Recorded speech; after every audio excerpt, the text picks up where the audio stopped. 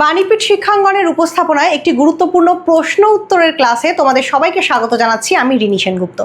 আজকের ক্লাসটা তোমরা যারা দ্বাদশ শ্রেণী অর্থাৎ ক্লাস 12-এ পড়ো তাদের থার্ড সেমিস্টারের পাঠ্য একটা বিশেষ কবিতার নাম হলো দিগ্বিজয়ের রূপকথা। এই কবিতা কেন্দ্রিক হতে চলেছে। তো চলো বেশ কিছু গুরুত্বপূর্ণ প্রশ্ন উত্তর এই কবিতা থেকে আমরা জেনে নিই, যেগুলো পরীক্ষায় আসতে পারে বা বেশ ইম্পর্টেন্ট। তো প্রথমেই শুরু করবো 1 নম্বর কোয়েশ্চেন দিয়ে। দেখো কোয়েশ্চেনটা কি আছে। কবি নবনীতা দেবসেনের এই নবনীতা নামটা কে রেখেছিলেন, অর্থাৎ নবনীতার নামকরণ কবি নবনীতা দেবসেনের কে করেছিলেন? এখানে সঠিক উত্তর কি হবে তার আগে চলো আমরা অপশনগুলো জেনে নিই। ক রবীন্দ্রনাথ ঠাকুর, খ কবি শঙ্খ ঘোষ, গ সুনীল গঙ্গোপাধ্যায়, ঘ কাজী নজরুল ইসলাম। সঠিক উত্তর অবশ্যই ক রবীন্দ্রনাথ ঠাকুর।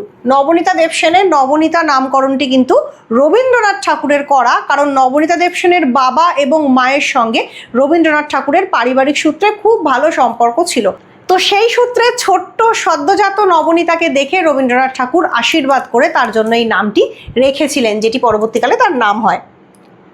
পরবর্তী প্রশ্ন, দিগ্বিজয়ের রূপকথা কার লেখা? অতীব সহজ প্রশ্ন।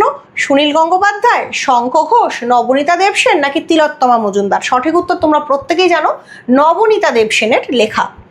পরবর্তী প্রশ্ন, কবিতায় ব্যবহৃত রাজপুত্র এই শব্দটির প্রকৃত প্রতিশব্দ কোন শব্দ? রাজকুমার, রাজর্ষি, সতীর্থ নাকি উপরোক্ত কোনোটিই নয়?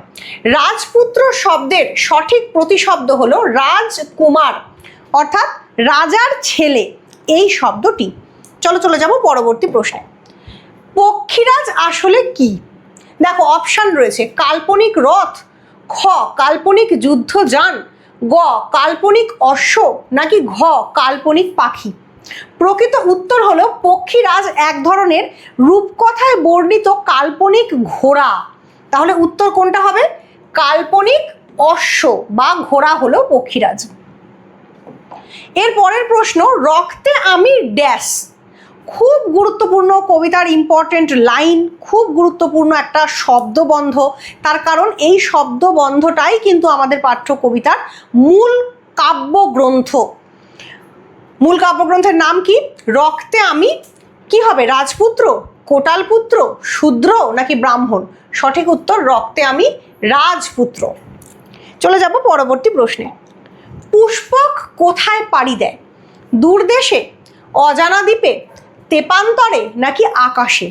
পুষ্পক প্রকৃতপক্ষে এমন একটি বায়ুচালিত যান যেটা বাতাসে ভর করে শূন্যে ভেসে চলে।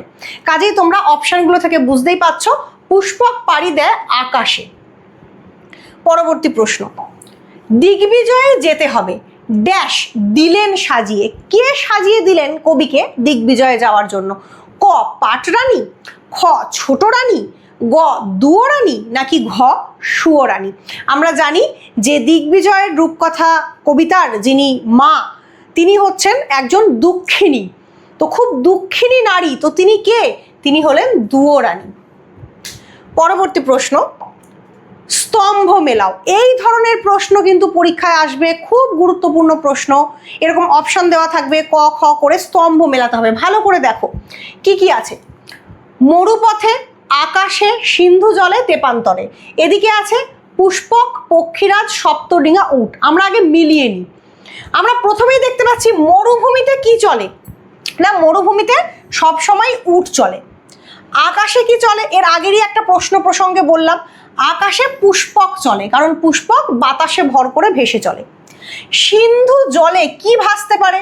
অবশ্যই সপ্তডিঙা, যেহেতু ডিঙা মানে নৌকা, সেটা জলে চলে। আর তেপান্তরে কে ছুটে চলে না, তেপান্তরে ছুটে চলে পক্ষীরাজ। তাহলে সঠিক উত্তর কি হবে? একেরটা হবে ডি, দুয়েরটা হবে এ, তিনেরটা হবে সি, আর চারেরটা হবে বি। তো এই অপশানটা হচ্ছে সঠিক অপশান। তো আমরা এখন অপশানগুলো দেখে নেব। এইভাবে করে স্তম্ভ মেলাবে, তারপরে অপশানে টিক দেবে। তো দেখো সঠিক উত্তর কোনটা হবে? গ, গ হবে সঠিক উত্তর। দিগ্বিজয়ের রূপকথা কি ধরনের কবিতা? খুব ইম্পর্টেন্ট একটা প্রশ্ন।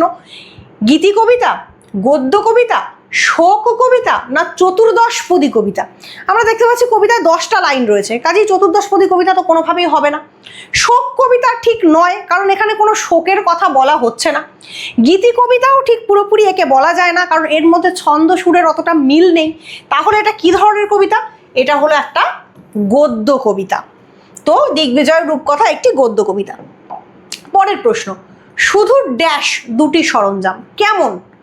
আশীষ সূচক, আশীর্বাদী, অভিসম্পাদ সূচক না অভিসন্ধিমূলক? সঠিক উত্তর অবশ্যই আশীর্বাদী দুটি সরঞ্জাম। এই দুটো আশীর্বাদ করা আশীর্বাদী সরঞ্জাম নিয়ে কবি কিন্তু দিগ্বিজয়ে বেরোতে চান বা দিগ্বিদিক জয় করতে চান। চলে যাব পরবর্তী প্রশ্নে। তার নাম রেখেছি, তার নাম কবি কি রেখেছেন? বিবেক, মনুষ্যত্ব, বিশ্বাস নাকি ভালোবাসা? সঠিক উত্তর অবশ্যই নাম তার রেখেছি বিশ্বাস। এই বিশ্বাসে ভর করে কবি সমস্ত কিছু জয় করে ফেলতে পারেন। মানবতার প্রতি বিশ্বাস, নিজের প্রতি বিশ্বাস, নিজের আত্মবলের প্রতি, আত্মমর্যাদার প্রতি বিশ্বাস, সেই বিশ্বাসে কবি কিন্তু দিগ্বিদিক জয় করে দিগ্বিজয়ী বীর নিজেকে তৈরি করবেন বা করে ফেলবেন বলে তার বিশ্বাস। নেক্সট প্রশ্ন, মরুপথে সেই হয় উট, সে কে? মরুপথে কে উট হয়? দেখো, পক্ষীরাজ, সপ্তডিঙা, জাদু অশ্ব নাকি পুষ্পক? সঠিক উত্তরটি হবে অবশ্যই জাদু অশ্ব। এই জাদু অশ্বই মরুপথে উট হয়ে যায়।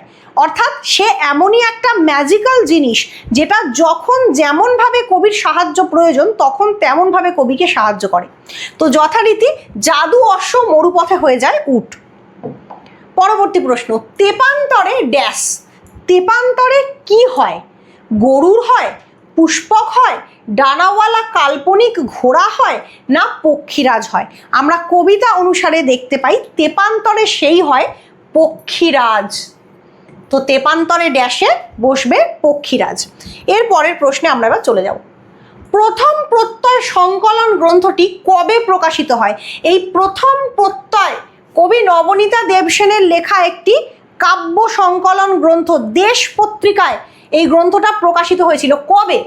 1961, 1959, 1960 না 1958?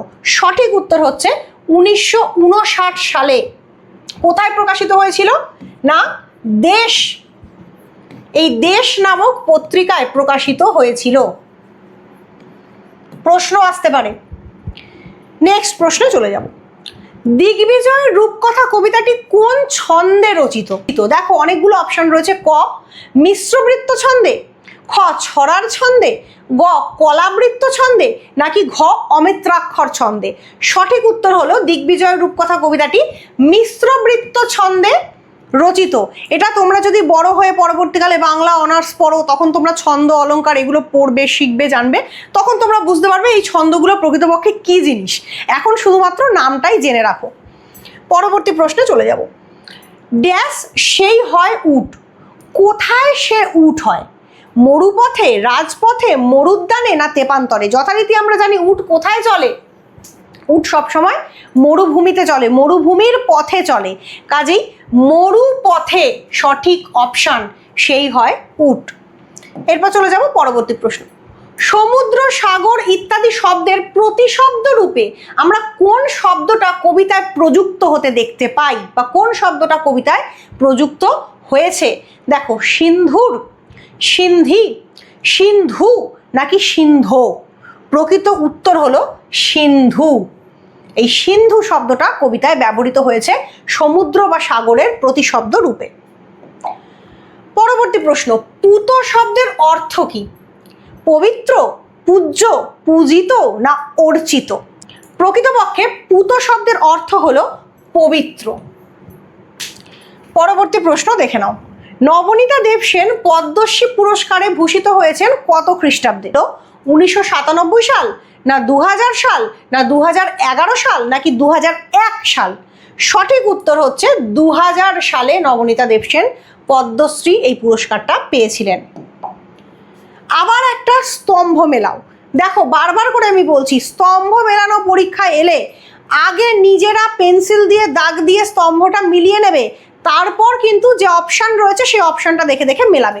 তো দেখো, রক্তে আমি কি, দুঃখিনী কি, কবি কথক যাবে কোথায়, আর কবি কথকের নেই কি। প্রথমেই রক্তে আমি কি না রক্তে আমি রাজপুত্র, বারবার এই কথাটা আমরা বলছি। দুঃখিনী কে, দুঃখিনী এখানে দুয়োরানী। কবি কথক যাবে কোথায় যাবেন, কবি কথক যাবেন দিগ্বিজয়ে। আর কবি কথকের নেই কি নেই, তার কবচ কুণ্ডল তুনির ধনুক এই শিরস্থান এই জিনিসগুলো কিছু নেই। কাজেই 1 হচ্ছে সি, 2 হচ্ছে ডি এবং 3 হচ্ছে এ আর 4 হচ্ছে বি। এই অনুযায়ী কিন্তু আমরা সঠিক উত্তরটায় দাগ দেব। তো সঠিক উত্তর কোনটা, সঠিক উত্তর হচ্ছে অবশ্যই ক্ষয়ের উত্তরটা। এরপর চলে যাব পরবর্তী প্রশ্ন। রক্তে আমি রাজপুত্র, এখানে প্রকৃত অর্থে আমি কে? নারী জাগরণের প্রত্যয়ী স্বয়ং কবি, কোনো এক ঐতিহাসিক রাজা, কোনো এক পৌরাণিক রাজা, না উপরোক্ত কোনোটাই ঠিক নয়।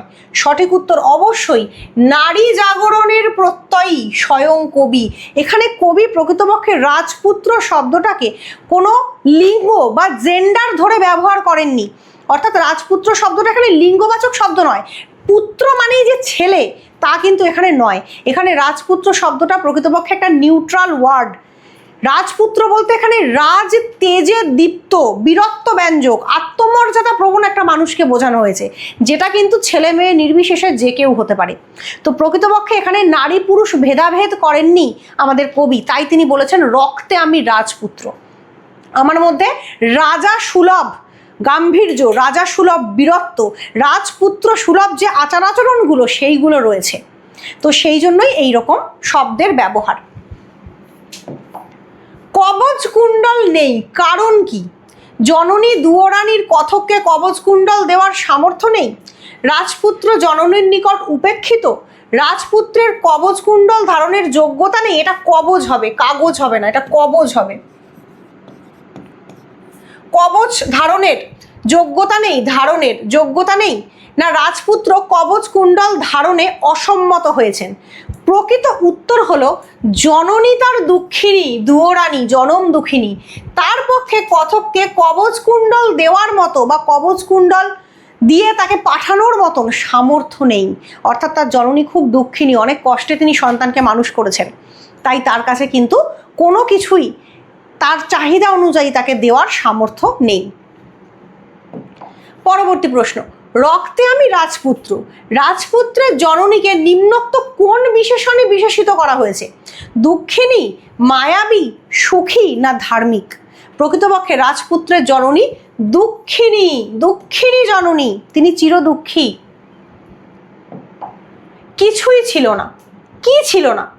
কবচ কুণ্ডল ধনুক তুনির শিরস্ত্রাণ, না শুধু কবচ কুণ্ডল, না শুধু ধনুক তুনির, না জাদু অশ্ব পক্ষীরাজ সপ্তডিঙা? প্রকৃতপক্ষে রাজপুত্রের কাছে কবচ কুণ্ডল ধনুক তুনির শিরস্ত্রাণ এইগুলো কিছু ছিল না, তাই সঠিক উত্তর ক। পরবর্তী প্রশ্ন, ড্যাশ ইস্পাত খণ্ড, ইস্পাত খণ্ডটা কেমন? ধারালো, তীক্ষ্ণ, অভঙ্গুর, না শানিত? শূন্যস্থান পূরণ করতে দিয়েছে। ড্যাশ, এই ড্যাশে কি বসবে, মানে প্রকৃতপক্ষে কবিতার লাইনে যেটা আছে সেটাই এক্সাক্ট বসাতে হবে।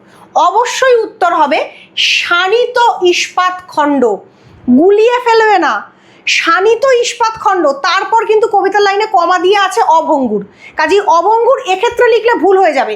এই ড্যাশটা যদি এই দিকে থাকতো তাহলে অ্যান্সার হতো অভঙ্গুর, কিন্তু ড্যাশটা সামনে আছে। শানিত ইস্পাত খণ্ড, পরবর্তীকালে আছে অভঙ্গুর, কাজেই ইস্পাত খণ্ডটা কেমন? এক্ষেত্রে শানিত। চলে যাচ্ছি পরবর্তী প্রশ্ন। অভঙ্গুর নাম ড্যাশ, এই অভঙ্গুর জিনিসটির নাম কি রেখেছেন কবি? বিশ্বাস, ভালোবাসা, প্রত্যাশা, নাকি মানবতা? প্রকৃত উত্তর হলো ভালোবাসা, নাম ভালোবাসা। পরবর্তী প্রশ্ন, এই হৃদয়ের ড্যাশ ভরা মন্ত্রপুত ড্যাশ কি হবে?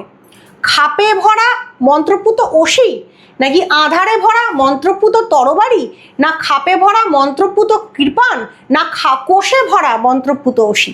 প্রকৃত উত্তরটা কবিতা অনুযায়ী হবে খাপে ভরা মন্ত্রপুত অসি। তাহলে সঠিক উত্তরটা হবে অপশন ক, অর্থাৎ খাপে ভরা মন্ত্রপুত অসি।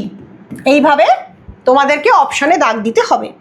এবার চলে যাব পরবর্তী প্রশ্নে। নবনীতা দেবসেনের একটি ভ্রমণ বিষয়ক গ্রন্থ, তার নাম কি? ইছামতি, ট্র্যাক বাহনে ম্যাকমোহনে, মাসি ও হুলোর হলিডে, মন কেমনের গল্প। সঠিক উত্তর হচ্ছে অপশন খ, ট্র্যাক বাহনে ম্যাকমোহনে। এটা হচ্ছে সঠিক উত্তর। তো চলে যাব পরবর্তী প্রশ্নে। দিগ্বিজয় শব্দের অর্থ কি? রাজ্য জয়, প্রতিপক্ষকে জয় করা, চতুর্দিক বা নানা দেশ জয় করা, না উপরোক্ত কোনোটিই নয়। জয়, তো এখানে চতুর্দিক বা নানা দেশ জয় করা দিগ্বিজয় শব্দের প্রকৃত অর্থ।